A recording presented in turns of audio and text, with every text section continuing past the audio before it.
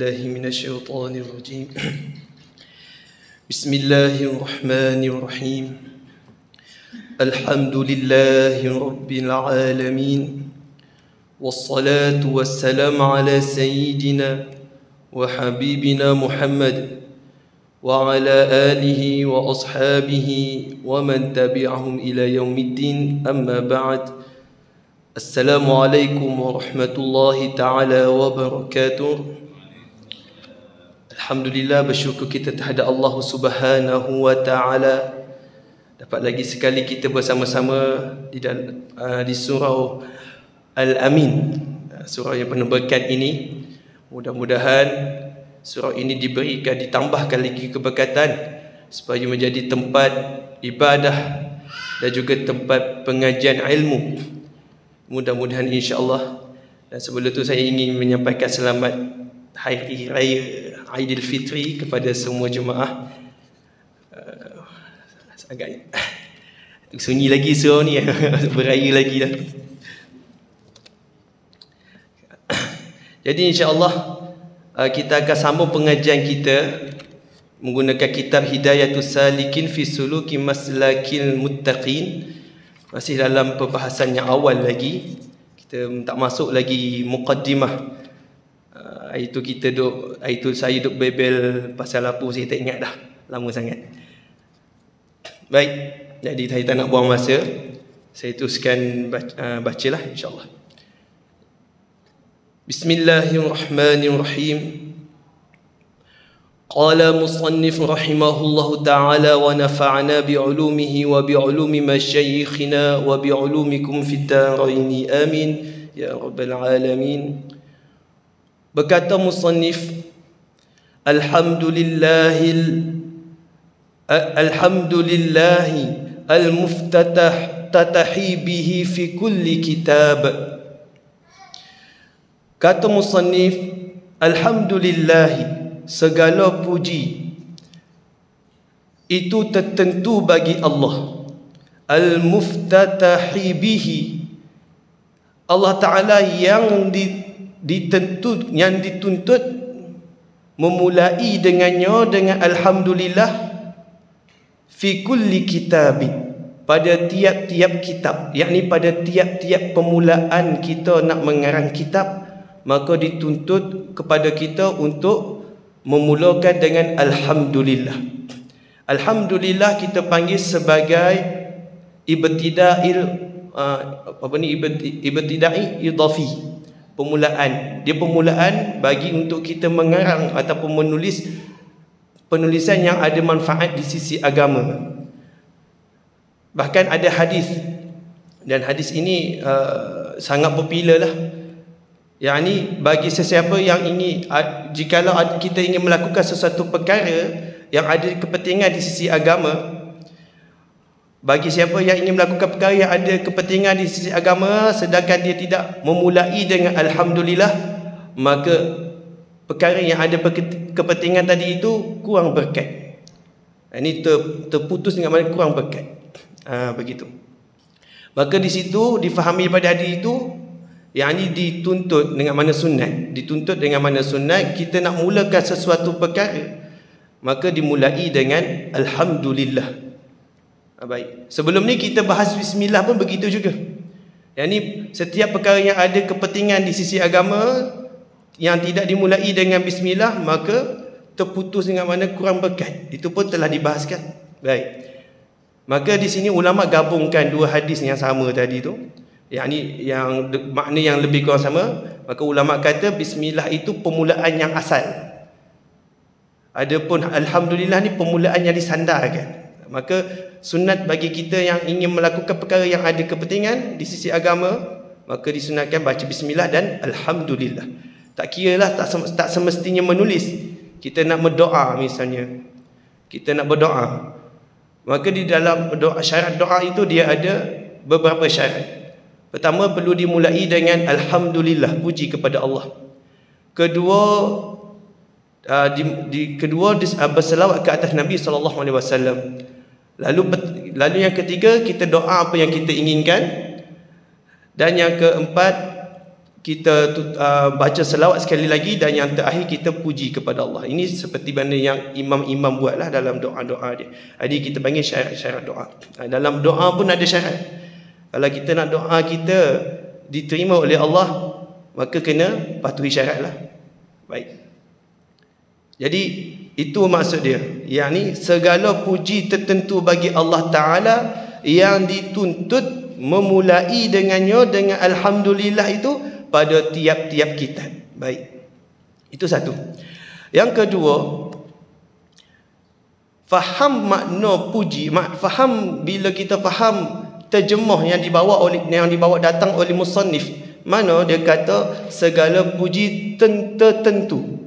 Tertentu ni maksud dia tak hanya tertentu bagi sesuatu. Yang lain tak boleh masuk. Yang ni puji-puji ni hanya tertentu bagi Allah jua. Yang lain tak boleh masuk. Baik. Adakah maksud musannif ni nak bagi tahu kita langsung tidak boleh memuji makhluk Allah yang lain? Hanya semata-mata Allah saja kita puji? Tidak, bukan itu maksud dia. Yang ni dia nak bagi tahu puji secara hakiki semua itu kembali kepada Allah Subhanahu wa Ta'ala. Adapun kita nak puji makhluk boleh. Bahkan hukum memuji makhluk asalnya harus, mubah. Boleh saja nak puji makhluk. Tetapi perlu ditilik siapa yang nak memuji dan siapa yang nak dipuji. Kerana hukum memuji ni tuan-tuan, dia berlega di antara 5 hukum taklif itu. Yang ni boleh dengan harus, boleh dengan sunat, boleh dengan makruh, boleh dengan haram. Boleh berubah-ubah. Tapi ditilik kepada siapa yang memuji dan yang dipuji. Adapun kalau yang kita puji itu orang yang soleh, orang yang baik, orang yang kita panggil apa lagi? Jujur, orang yang kita yakin tidak akan lahir pada diri dia tu rasa ujub. Yang ni macam mana kita nak tahu? Sebab ujub ni sifat hati. Macam mana kita nak tahu dia ni tak akan terlahir sifat ujub dalam hati dia? Dengan perbuatan zahir dia lah. Maka kita ni tilik dekat zahir, bukan tilik dekat batin seorang. Maka kita tilik zahir dia ni saya sangka lah, kalau saya puji dia tak rasa ujub pada diri sendiri. Dia tak sombong, dia tak rasa diri dia hebat, dia tak rasa diri dia special. Maka waktu tu boleh puji, bahkan sunat puji. Misalnya kita puji orang-orang soleh, kita puji ulama-ulama yang soleh, maka puji itu hukumnya sunat. Seperti mana datang di dalam hadis Muslim, yang ni ketika mana Nabi naik ke langit lalu dipuji. Dipuji oleh para malaikat kata apa? Marhaban bil akhi salih wan nabi salih. Selamat datang akan selamat datanglah akan saudara yang saleh dan nabi yang saleh. Nah, Imam Nawawi mensyarahkan hadis ini, dia mengatakan ini adalah dalil menunjukkan harus boleh memuji orang. Boleh kita puji orang. Baik. Tetapi sekira mana kalau orang yang kita puji itu, kalau sekira mana kita tilik dia, ini kalau aku puji dia ni melangit sombong dia ni. Satu. Ataupun kita puji orang yang zalim. Orang yang zalim, pemimpin yang zalim misalnya, saya tak itlak kepada siapa lah, contohnya. Kita memuji pemimpin yang memang zalim, maka hukumnya haram. Kerana apa? Kalau kita puji orang yang zalim, ataupun kita puji orang yang memang kita yakin kalau aku puji dia, naik sombong dia. Dia akan dia haramkan, kerana nanti bila kita puji dia sombong, dia naik, maka waktu itu kita panggil apa? Dia berdosa kerana ujub baik. Adapun yang zalim tadi, bila dengan sebab kita puji dia sedangkan dia melakukan zalim, maka kezaliman dia akan bertambah. Kezaliman yang dia buat tu akan makin bertambah kerana dengan sebab pujian. Baik, itu hukum pujilah, hukum memuji. Jadi kalau kita nak puji orang ni, tengoklah. Kalau misalnya contohlah yang ustaz-ustaz macam saya ni, bukan ustaz lah, misalnya orang yang duduk di hadapan, kalau orang muda macam saya ni tak payah pujilah. Puji buat berat saya lagi.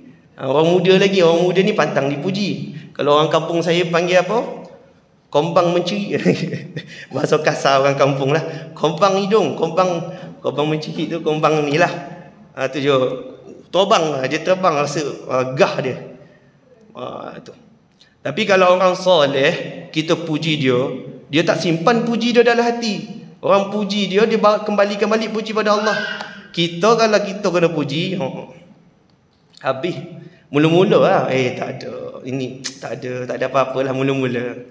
Lama-lama, bila dah dapat jawatan, dah dapat apa, lupa diri lah. Baik. Di Imam Ghazali ni, kalau kita ke dalam lagi, Imam Ghazali kata 6 kebinasaan yang akan berlaku bagi memuji dan yang dipuji kalau tidak kena cara. Yang ni 6 kebinasaan yang akan berlaku pada seorang yang memuji dan yang dipuji kalau tak betul. Ada 6 kebinasaan itu, boleh tengok dalam kitab Ihya. Baik, habis itu. Lalu musannif kata lagi, wassalatu wassalamu ala sayyidina Muhammad khatamin nubuwati al-mazkuri fil kitabi. Saya baca matan Arab ni dulu untuk ambil berkat sajalah. Ambil berkat. Kita ambil berkat daripada tulisan karangan Syekh ni. Ada pun yang kita nak syarah ni jawi dia. Wassalatu wassalamu ala sayyidina Muhammadin. Dan rahmat Allah. Salawat dengan makna rahmat. Salat ni dia boleh banyak makna, tuan-tuan. Salat dengan makna doa bi khair boleh. Salat dengan makna salat sembahyang yang kita fahami, yang ni beberapa perbuatan dan beberapa perkataan yang dimulai dengan takbiratul ihram dan diakhiri dengan salam, itu pun boleh jadi fahami. As-salat dengan makna rahmat pun boleh. Maka kita tengoklah as-salat ni kita nak sandar kepada apa? Kalau salat sandar kepada Allah dengan makna sembahyang ataupun doa. Kalau salat kita sandarkan kepada Nabi dengan makna selawat, dengan makna rahmat. Yang ni selawat dan rahmat. Wassalatu dan rahmat. Apa maksud rahmat? Yakni Allah Allah memberi rahmat kepada Nabi Muhammad sallallahu alaihi wasallam.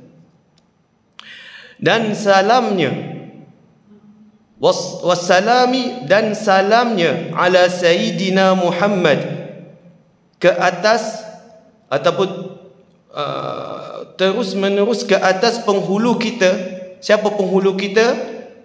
Muhammad khatamin nubuwah, Nabi Muhammad yang kesudahan. Yakni dia bahasa dulu pelik sikit bunyi dah. Yang kesudahan segala yang disebutkan. Maksud dia Nabi yang menjadi penutup bagi sekalian Nabi, al-mazkuri fil kitab, yang disebutkan di dalam Al-Quran. Ini kita sendiri biasa dengarlah. Wa ala alihi wa ashabihi, dan atas keluarganya Nabi. Baik, setengah ulama, termasuk setengah ulama ini Al-Imam Nawawi, dia mengatakan ahli-ahli ni siapa? Ahli-ahli ni kalau mengikut pandangan setengah ulama, yakni sekalian orang Muslim. Yakni sekalian orang Muslim, berlebih-lebih lagi orang Muslim yang asi, yang melakukan dosa, termasuk dalam ahli. Tapi fi maqamid doa, kerana selawat dan salam adalah doa secara insya'i. Adapun lafaz dia lafaz khabari, lafaz nak mencerita. As-salatu wassalam, salawat, rahmat dan sejahtera ke atas Nabi, itu cerita. Tapi dalam penceritaan dia ada makna doa. Jadi kata setengah ulama, alih yang ada di dalam selawat itu terhimpun sekalian orang Muslim, bukan semata-mata yang berhubungan darah dengan Nabi Muhammad saja. Bahkan sekalian orang Muslim, bahkan orang yang melakukan, orang Muslim yang banyak melakukan dosa, lebih-lebih lagi dia kena dapatkan selawat, doa yang ada di dalam selawat. Ini baik. Kenapa? Kerana selawat dia ada rahmat.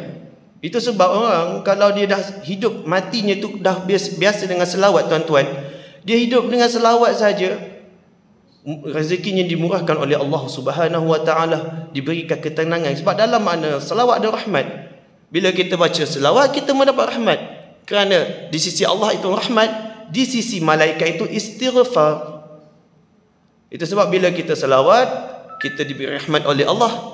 Kita istighfar, kita selawat, kita malaikat memohon keampunan kepada ke atas kita yang berselawat. Bahkan dalam hadis ni, hadis yang kita biasa dengar, mafhum, siapa yang berselawat ke atasku maka Allah balas 10 kali selawat. Apa maksud 10 kali selawat? Yang ni rahmat. Allah bagi 10 kali rahmat dengan hanya sebab 1 kali selawat kita ke atas Nabi. Rahmat ni apa? Umum. Apa-apa bentuk yang benda yang baik, yang ada faedahnya, ada kenikmatan, itu rahmat Allah Subhanahu wa taala. Boleh jadi dengan harta benda, kesihatan, anak ramai, keluarga yang harmoni, macam-macam, kahwin lagi. Itu semua rahmat Allah Subhanahu wa taala. Tu baik. Tapi fi maqami doa lah. Adapun pada masalah zakat, maka dia hanya terbagi pada 2. Ini Bani Hashim dan Bani Muttalib dalam mazhab Syafi'i. Itu perbahasan zakat nantilah. Lalu kata lagi musannif, wa ashabihi, dan sahabatnya, yakni dan selawat dan salam, rahmat dan salam Allah itu berterusan di atas sahabatnya Nabi. Baik, bila sebut sahabat, dia lebih umum daripada ahli. Ahli mana? Ahli yang pada yang zaman Nabi. Baik. Yang ni keluarga yang hidup pada zaman Nabi, dengan sahabat dia lebih khusus. Ini bukan semua sahabat tu keluarga Nabi. Adapun keluarga Nabi mesti sahabat. Tapi ada juga keluarga Nabi yang bukan sahabat, misalnya Abu Lahab. Jadi sahabat ni tuan-tuan, dia kalau misalnya ada orang kata dengan kita, aku mimpi Nabi Muhammad, aku mimpi bertemu dengan Nabi Muhammad, ataupun dia kata aku ni antara sedar tak sedar, aku nampak Nabi Muhammad tu antara sedar tak sedar. Yang ni baina yaqazah wal naum, di antara bangun dan tidur tu aku nampak Nabi, misalnya contoh. Adakah aku layak digelar sahabat? Tak. Sahabat dia ada beberapa syarat. Yang paling penting syarat dia mesti hidup sezaman dengan Nabi. Baik. Jadi sahabat ni habislah, zaman dia selesai. Meninggalnya Nabi Muhammad, yang wafatnya Nabi Muhammad, maka sahabat terhenti di situ. Jadi selepas itu kita panggil tabi'in, orang yang mengikuti. Baik.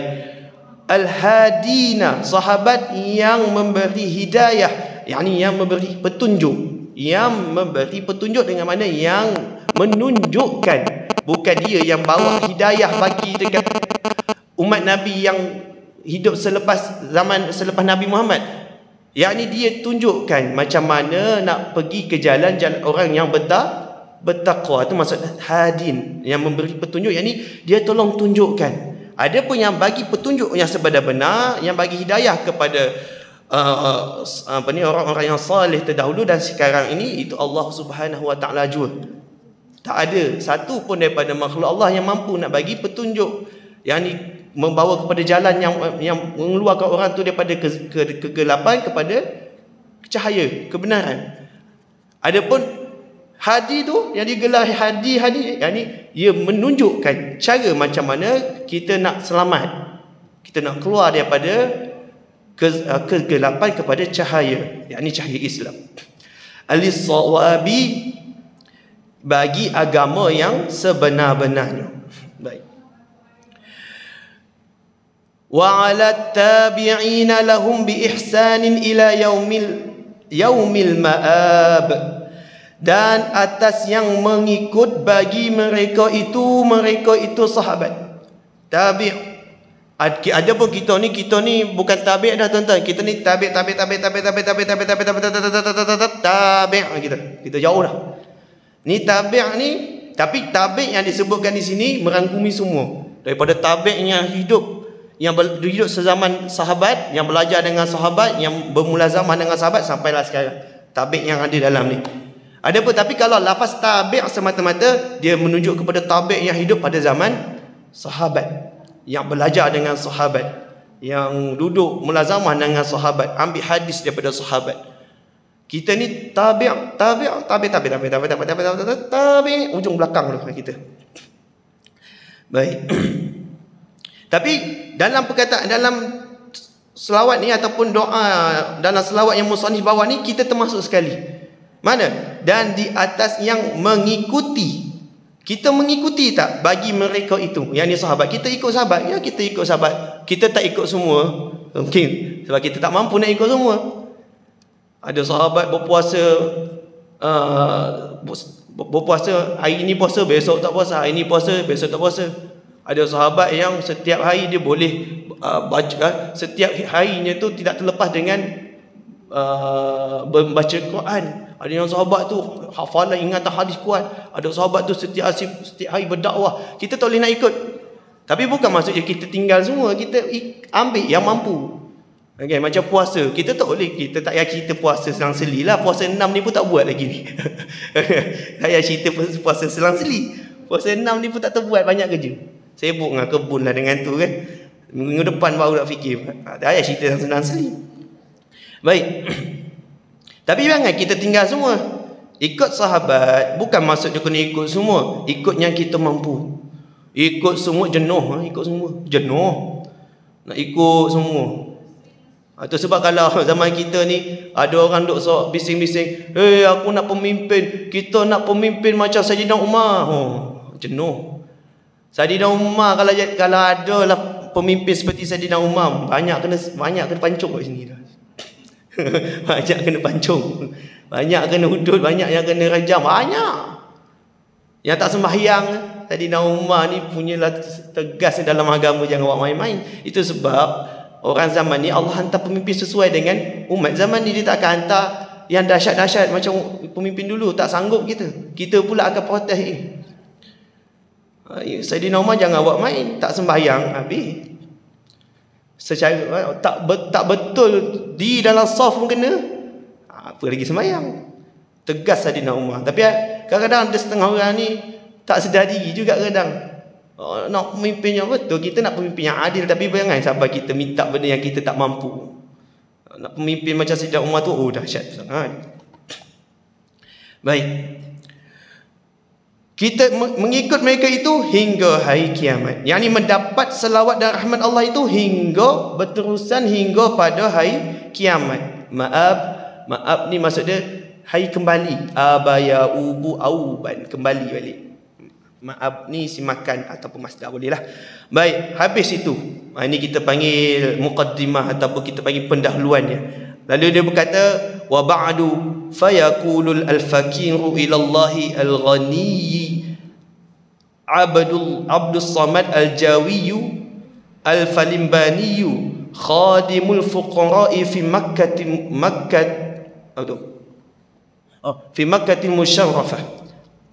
Baik, kata musannif, adapun kemudian daripada itu, adapun kemudian daripada itu, ni kitab lama dia macam itulah tuan-tuan.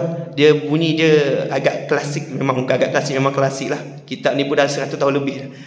Adapun kemudian daripada itu, yakni adapun kemudian daripada bismillah, basmalah, walhamdalah, wassalatu wassalam yang telah disebutkan tadi. Lepas dia sebutkan tu, dia nak masuk dah.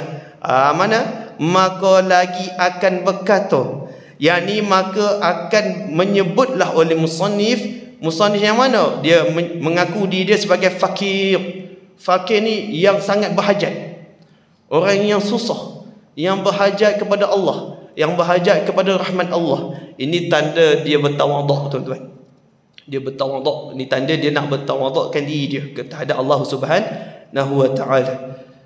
Yang berkehendaki, atau fakir itu maksud dia berkehendaki kepada Tuhan yang amat kaya. Apa maksud Tuhan yang amat kaya, tuan-tuan? Allah banyak harta, Allah banyak planet, Allah banyak makhluk. Itu kaya. Itu salah satu daripada makna kaya Allah. Maksud kaya Allah yakni tidak berhajat. Al-Ghani yakni maksud dia Allah tidak berhajat. La hajatah. La hajata li makhluk atau li ghairi. Allah tak ada hajat langsung pada makhluk atau selain. Selain ni tak ada lah. Maksud dia makhluk Allah, memang Allah tak ada hajat. Mana ada? Selain pada Allah tu makhluk. Tak ada selain daripada makhluk tu, tak ada dah. Dia macam tu je. Allah, selain daripada Allah makhluk. Selain tu tak ada dah. Tak ada. Allah makhluk je. Allah, itu maksud ghani. Yang ni tidak ada hajat langsung Allah kepada makhluk. Bukannya nanti kita tak sembahyang, satu Malaysia ni tak sembah Allah, Allah dah jatuh martabat Tuhan dia. jadi Tuhan level lemah sikit. Bukan kan? Tak ada seorang pun yang sembah Allah atas muka bumi ni pun. Satu planet ciptaan Allah ni tak ada yang menyembah Allah. Allah tetap Allah. Allah tetap Tuhan. Allah tak berhajat langsung pada ibadah kita. Habis tu kenapa disembah? Untuk kita. Manfaat tu untuk kita balik. Bukan untuk Allah. Kita sembahyang, kita buat ibadah, apa tu dapat kat kita balik. Nanti nak korban ni kita keluarkan duit untuk buat korban untuk kita. Bukannya daging tu kita potong-potong bagi Allah, Allah buat sate ke buat apa, tak ada. Allah buat daging panggang tak ada, ajak malaikat makan sekali tak ada. Itu untuk kita semua. Bahkan daging tu pun untuk kita. Kita pun boleh ambil sebahagian, yang lain kita boleh ni, apa lagi kita boleh bagi kepada orang. Pahala pun dapat kat kita. Jadi ibadah yang kita rasa berat sebenarnya untuk kita. Cuba kita ditipu daya oleh syaitan dan nafsu. Ini bukan nak cakap apa, nak cakap untuk diri sendiri sebenarnya. Kita ditipu. Senang benar ditipu dia panggil. Sedangkan itu semua untuk kita. Allah tak berhajat. Itu maksud Allah kaya. Yang ni aku berhajat kepada Allah yang tidak berhajat langsung kepada aku. Yang tidak berhajat langsung kepada selainnya. Itu maksud kaya. Iaitu siapakah yang berhajat kepada Allah ni? Dia nak bagi tahu nama dia. Iaitu Abdus Samad Jawi. Nama dia Abdus Samad. Lalu Al-Jawi itu bukan nama dia, gelaran dia. Orang Mekah dulu, ketika mana orang tanah Nusantara ni, orang Nusantara ni Malaysia, Patani, Indonesia, Vietnam termasuk ke? Sekeliling lah tu. Nusantara tu bila pergi belajar Mekah, orang Arab panggil Jawi. Sampai dekat kita kata Jawa. Jawi ni, Jawi ni, kalau orang Arab dia nisbah kepada sekalian orang Nusantara tu. Yang Melayu ke, Jawa ke, apa ke, Bugis ke, dipanggil Jawi. Tapi sampai kat kita, Jawi ni hanya tertentu kepada kepulauan Jawi tu, Jawa tu je lah. Baik. Tapi kalau orang Arab tak. Contoh saya pergi ke Mekah dulu, dia akan gelarkan saya Hamdi Al-Jawi. Sebab saya orang Jawa. Itu sebab tulisan kita dipanggil tulisan Jawi. Falimbani itu tempat dia. Tapi macam kita ceritalah, dia kembali, dia duduk di Kedah, dia khidmat di Kedah dan meninggal, wafat, yang ni syahid ketika melawan inilah. Tapi tempat kelahiran asal dia Falimbani. Khadim ni maksud dia pembantu. Ni pun sirat kita panggil tawaduk.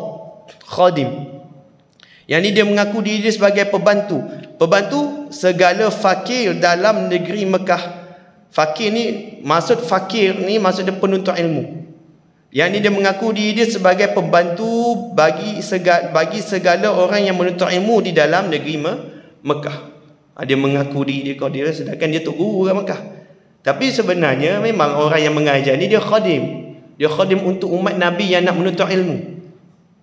Dia khadim. Itu sebab tu guru yang betul-betul faham, dia tak akan sombong dengan sebab dia mengajar anak murid dia beribu. Pondok dia besar. Kalau tok guru sungguh ni lah, tok guru kita lah maksud dia. Anak murid ramai, semua jadi alim-alim, ada yang jadi buka pondok pula. Dia tak ada rasa sombong pun. Dia relax, tenang, cool. Jumpa baju pakoda, tak apa baju pergi Mekah ada di tengah tu, baju Doraemon tu kan. Relax, santai, sebang gulu-gulu tak kembali. Sebab apa? Sebab dia tahu dia tu khadim. Tapi bukan khadim yang hina, bukan pembantu yang hina, tapi pembantu yang mulia. Yang ni membantu agama Allah tersebar lagi. Maka dengan sebab itu Allah muliakan dia dengan cara sekalian orang menghormati dia. Baru ni tuan guru kita, Tuan Guru Abdul Rahman yang duduk di Lengging meninggal bulan puasa. Satu kerugian lah bagi kita, dan satu kita panggil apa? Satu macam-macam ayat payah nak sebut kan. Ayat-ayat pemata ni. Pemata yang hilang. Tak ada pengganti. Memang tak ada pengganti. Tak ada pengganti. Pakaian kita boleh tiru. Dia pakai baju Melayu, dia pakai serban, pakai kain. Saya pun boleh tiru. Saya tengah pakai. Tapi watak, sifat dia tak boleh tiru. Tuan bayangkan tuan, kita sakit kaki sikit. Saya baru-baru ni sakit kaki. Bukan baru ni, sekarang sakit. Ibu jari tu sakit. Tak tahulah apa masalah, dia lebam semacam je. Bila sembahyang sunat, duduk. Muda lagi sembahyang sunat, duduk. Sakit tak larat. Kesian betul. Isian imam dua kita, sakit kaki, sembahyang duduk, sembahyang sunat. Tok Guru tuan-tuan umur 90. Saya selalu pergi kelas dia. Bukan setakat sakit kaki, sakit semua. Tapi bila sembahyang tak pernah duduk. Sembahyang berdiri, sanggup pegang dinding sembahyang. Oh lain. Umur 90 tuan-tuan dah merangkak. Tapi Tuhan bagi kelebihan dekat dia ni, mata dia tajam, ingatan dia kuat benar. Dia bagi dia saya punya anak buah ni, cerita sikit. Anak buah saya pergi tahnik dekat dia, dia letakkan, dia yang bagi nama dekat anak buah saya. Cerita ni berlaku 4 tahun lepas. Saya jumpa dia balik bukan 4 tahun lepas, kalau kira sekarang ni 5 tahun lepas lah. Saya jumpa dia balik tahun lepas. Bila dia tanya saya anak siapa, saya cakap saya cucu Deris Ombong, duduk dekat Sungai Macang. Dia kenal lah atuk saya. Lepas tu dia boleh ingat balik nama, dia boleh ingat balik cucu anak buah saya yang dia namakan tu, dan dia ingat nama yang dia bagi, dia ingat nama kakak saya, dia ingat nama abang ipar saya. Kalau saya, nama tuan-tuan pun saya lupa lah. Nama pengurusi sini pun saya masih terlupa-lupa lagi. Was-wasa. Tu beza. Lepas tu lagi apa? Dari sudut ilmu dia, saya dulu kat pondok kita hafal matan Alfiyah. Sebelum memang pun kita panggil sebelum nak habis belajar tahun akhir, matan yang wajib dihafal Alfiyah. Kalau ilmu yang kita wajib belajar tu Ibnu Aqil syarah bagi dia I'anatul Talibin kan. Alfiyah tu saya hafal kat pondok, ingat itu pun ingat separuh, 500 bit. 500 bit tu banyak lah, tapi tak adalah banyak lah.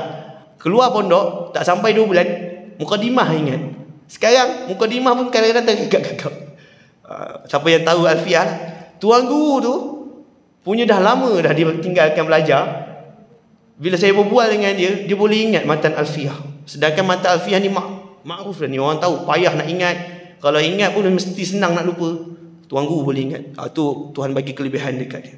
Orang mulia, baik, ibadah kuat, sakit-sakit puasa Isnin Khamis tak tinggal. Kita tak payah cerita. Bukan kita lah, saya. Dia tasawuf ni kita tak boleh hala kat orang. Kalau hala kat orang, kita tak sedar diri kita. Kita hala kat kita lah. Lain tuan guru ni lain, Masya Allah. Hilang dia, habislah dia. Nak cari pengganti macam dia, Allahu'alam dah. Lagi-lagi kita yang duduk akhir zaman ni kan. Panjang sangat cerita mana kau tu. Baik, ghafarallahu lahu waliwalidayhi ataupun waliwalidihi walimuslimin maghfiratan wa rahmatan. Mudah-mudahan mengampuni Allah Ta'ala baginya. Ini jumlah doaiyah. Baginya, bagi musannif, dia doa untuk diri dia sendiri ni, dan juga dia doa untuk orang yang membaca kitab dia. Baginya, bagi diri dia, dan bagi ibu bapak kepada pengarang ni, yakni musannif sendirilah, dan bagi segala muslim. Siapa segala muslim? Sekalian. Semua siapa yang Islam, dia doa sekali rata habis. Mohon akan apa? Keampunan. Akan beberapa ampunannya Allah dan rahmat Allah. Maka bila kita dengar ucapan dalam kitab macam ni, kita sebut amin. Kerana doa. Ini bukan doa saya tuan-tuan, saya baca je ni. Ini doa pengarang kitab sendiri. Ini berkat dia. Berkatlah tuan-tuan. Doa dia walaupun dia dah mati 100 tahun lebih, doa dia masih lagi ada orang baca. Kita bukan doa, nama kita belum tentu ada orang ingat selepas 10 tahun. Dia doa dia tetap ada orang baca. Doa tu, insya-Allah. Ni baru nak masuk cerita.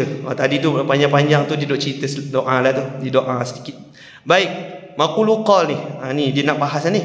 I'lam, ketahuilah olehmu, ayyuhat talib, wahai apa ni mana tadi? Ketahuilah olehmu, hei saudara kami, ayyuhal talib, hai saudara kami yang menuntut bagi negeri akhirat. Yani ayyuhat talibu lidaril akhirah. Tahu apa? Anna kitab bidayati hidayah, akan bahawasanya kitab bidayatil hidayah. Siapa pengarang kitab Bidayati Hidayah? Kitab Hidayati Bidayah ni dikarang oleh Imam Hujjatil Islami Al-Ghazali radhiyallahu anhu. Yang mana tadi hilang? bagi imam yang dikarang oleh Imam Hujjatul Islam Al-Ghazali. Mudah-mudahan Allah meridai ya Imam Ghazali dengan berkat beliau, dengan rahmat Allah Subhanahu wa taala. Baik. Saya baca bahasa Arab dulu lah, payah pula nak turun naik ni. Jami'ul litaqwa al-mazkuri fi qawlihi ta'ala wa tazawwadu fa inna khairaz zadi taqwa. Iaitu apa? Iaitu kitab Imam Ghazali yang bernama Bidayatul Hidayah itu, yang menghimpuni bagi ilmu yang membawa. Dah azan ke? Nak azan? Azan. Azan.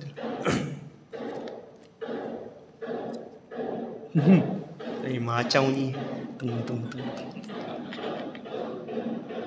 Saya ingat kau orang bertukang tadi.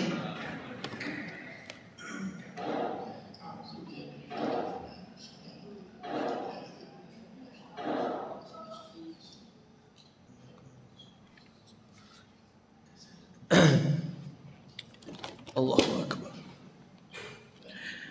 Jadi kata musannif, yang mana kitab Bidayatul Hidayah bagi Imam Hujjatul Islam Al-Ghazali itu menghimpuni bagi ilmu yang membawa takut akan Allah Ta'ala. Takut akan Allah Ta'ala. Itu isyarat kepada ilmu yang bermanfaat. Tuan-tuan kena faham ilmu ni tuan-tuan. Belajarlah apa-apa ilmu, kalau dia mendatangkan rasa takut terhadap Allah Subhanahu wa taala, itu ilmu bermanfaat. Walaupun ilmu dunia, walaupun ilmu dunia. Belajar sains, belajar ilmu kedoktoran, takut pada Allah. Yang ni takut dengan mana? Tak nak buat maksiat kepada Allah. Tak nak buat maksiat dan nak lebih patuh kepada perintah Allah. Ilmu tu bermanfaat. Adapun kalau belajar ilmu agama tuan-tuan, tapi makin nak menyombongkan diri kepada Allah, nak mengagung-agungkan diri, nak dimulia-muliakan, walaupun itu ilmu agama, itu tidak dipanggil ilmu yang bermanfaat.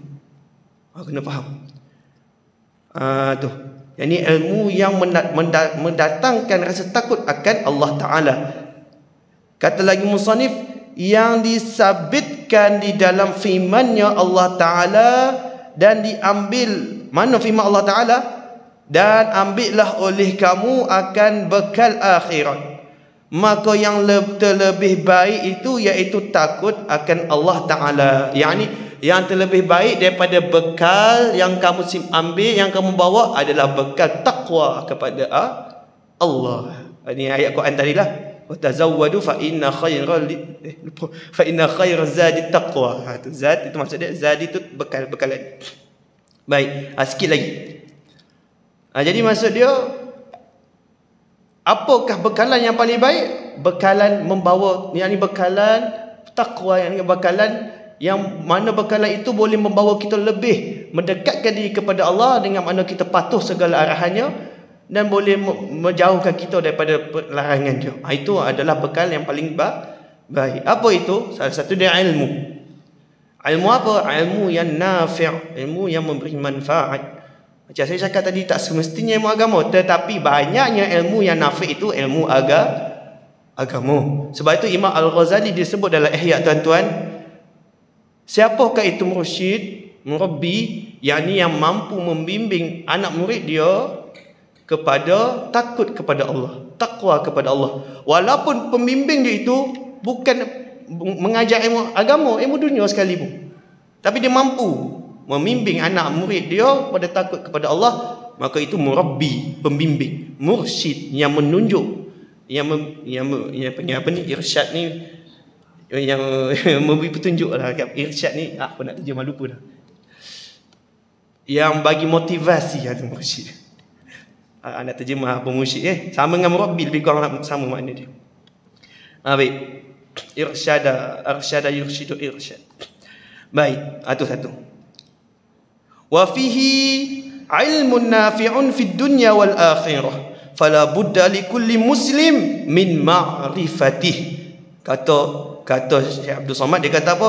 Dan di dalamnya, di dalam apa? Di dalam kitab Bidayatul Hidayah bagi Imam Ghazali itu, Ini Syekh ni dia nak karang, dia nak cerita kitab dia ke nak cerita kitab Imam Ghazali. Kalau kita fikir-fikir baliklah, kitab yang dikarang oleh Syekh ataupun Syekh Abdul Samad ini, dia ambil daripada Bidayatul Hidayah Imam Ghazali. Dia ambil dan dia terjemahkan, dan dia ada buat tambahan sedikit di belakang nantilah, supaya dia nak bagi manfaat kepada orang yang tak mampu memahami kitab Arab. Ni tak belajar tata bahasa nahwu sorof semua tu lah, tapi dia nak bagi manfaat dengan cara dia terjemahkan. Itu dengan sebab tu dia pada mukadimah dia nampak dia banyak puji kitab Bidayatul Hidayah karangan Imam Ghazali, sebab dia memang dia ambil daripada kitab Bidayatul Hidayah. Lalu dia kata apa? Di dalam kitab Bidayatul Hidayah yang di karangan Imam Ghazali itu, ada padanya itu, terhimpun padanya itu ilmu yang memberi manfaat. Apa saya sebut manfaat? Yang ini mendatangkan takwa kepada Allah. Manfaat tu pula sama ada di dalam dunia dan di dalam akhirat. Itu. Maka datang tafsir dia. Maka tidak dapat tiada, yakni wajib, mesti. Kena belajar lah maksud dia. Kena ngaji. Maka tidak dapat tiada bagi tiap-tiap orang Islam. Yang mana tu? Orang Islam pun ada juga. Orang Islam yang mana? Yang mukallaf, yang diberati hukum taklif ke atas dia, daripada mengenal akan dia akan ilmu yang memberi manfaat di dalam dunia dan di dalam akhirat. Wajib kenal ilmu. Tetapi dengan nak kenal ilmu yang bermanfaat ini tidak kena melalui kitab Imam Ghazali. Maka belajar kitab Imam Ghazali Bidayatul Hidayah pun jadi wajib. Sama macam wudu hukum ni asal sunat. Yang wajib solat. Tapi sebabkan solat, nak sah solat kena wudu. Syarat sah solat wudu pun jadi wajib. Samalah. Nak dapatkan yang wajib menuntut dan memahami ilmu yang nafi'. Bukannya belajar kitab Bidayatul Hidayah. Asal. Belajar kitab Bidayatul Hidayah boleh bertukar-tukar, dia boleh dengan harus, boleh dengan sunat. Tapi dengan sebab nak dapatkan ilmu yang nafi' kena melalui kitab Bidayatul Hidayah, maka belajar kitab Bidayatul Hidayah pun jadi wajib. Man la yatimu wajib labi fa wajib. Itu kaedah dia lah. Baik, sikit lagi. Boleh? Ya. Falihadza, saya baca dulu yang ibarat tu. Falihadza ahbabtu an tarjama fa'ala tarjama yutarjim, tak kena af'ala yuf'ilu, tarjama utarjimu. Falihadza ahbabtu an utarjima masailahu ma'a ziyadati masaila nafisatin fi hadzal kitab bi kalami jawi liyantafi'a bihi min apa tu? Jatuh habis ni. Liyantafi'a bihi asan tu. Bihi man la ma'rifata lahu bi kalamil arabi. Kitab tulisan kitab ni cetakan tak cantik langsung. Titik tak ada, apa tak ada. Terjemah dia apa? Kata musannif, maka dari kerana inilah mana? Dari kerana wajib belajar ilmu yang nafi' ini, tapi nak dapat ilmu yang nafi' ini mesti melalui kitab Bidayatul Hidayah. Sedangkan kitab Bidayatul Hidayah tu pula bahasa Arab, dan orang bukan semua orang tanah Melayu ini pandai dalam bahasa Arab, bukan semuanya belajar nahwu saraf. Maka kata pengarang, maka kerana inilah kasih aku, yakni suka aku, beria aku. Beriakan apa? Bahawa aku bahasakan, yakni bahawa aku menterjemahkan akan beberapa masalah yang ada di dalam kitab Bidayatul Hidayah. Di dalam kitab ini, yakni kitab Bidayatul Hidayah, dengan bahasa Jawi, bahasa Melayu, yakni bahasa Jawi Melayu, serta apa tu? Serta ku tambah padanya, yakni serta ku tambah padanya pada bahasa aku, yakni pada terjemahan aku tadi itu. Tak nampak. Bukan tu. Dia punya tulisan dia tak jelas. Apa benda tu? Tak apa, saya tengok bahasa Arab dulu. Ayah non ni. Ma'aziyadati masaili nafsiyati fi hadzal kitab bi kalami jawi liyantafi'a bihi. Supaya memberi manfaat dengannya, dengan terjemah itu, man la ma'rifata, akan mereka, oleh mereka, ataupun akan mereka. Ya, lan yantafi'a, supaya memberi manfaatlah dengannya oleh mereka. Fa'il bagi yantafi'a, oleh mereka la ma'rifata lahu, yang tidak ada jenis kefahaman pun yang wujud lahu baginya, bagi man tadi, bagi mereka. Yang ni orang Jawi lah. Memang tak ada langsung ilmu bahasa Arab. Tapi nak belajar ilmu nafik wajib. Nak belajar ilmu nafik ni tidak kena melalui kitab Arab. Tak boleh. Jadi nak tak nak macam mana tu? Takkan nak belajar ilmu nahu. Ilmu nahu ni tuan-tuan paling cepat lah pun, paling cepat lah pun, setakat nak boleh letak baris belakang tu. Dan juga ilmu saraf, setakat kita nak letak baris depan dengan tengah tu, paling cepat pun, saya tengok kawan saya setahun. Dia hafal amsilah, dia belajar, dia ulang kaji balik kitab Syarah Imriti, dia boleh buat dalam tempoh setahun. Itu orang cerdik. Kalau saya 2 tahun setengah, dekat 3 tahun baru dapat. Itu pun merangkak 3 tahun setengah. Makan masa paling perfect 6 ke 7 tahun. Itu pun perfect tu sebab kita dah masuk Ibnu Aqil.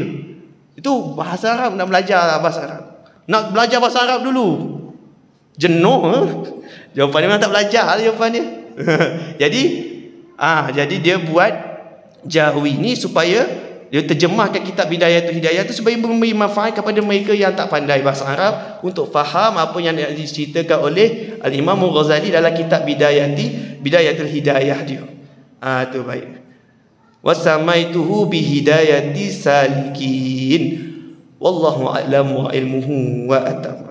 Siapa yang ada kat kita berhenti kat situlah. Jadi insya-Allah mudah-mudahan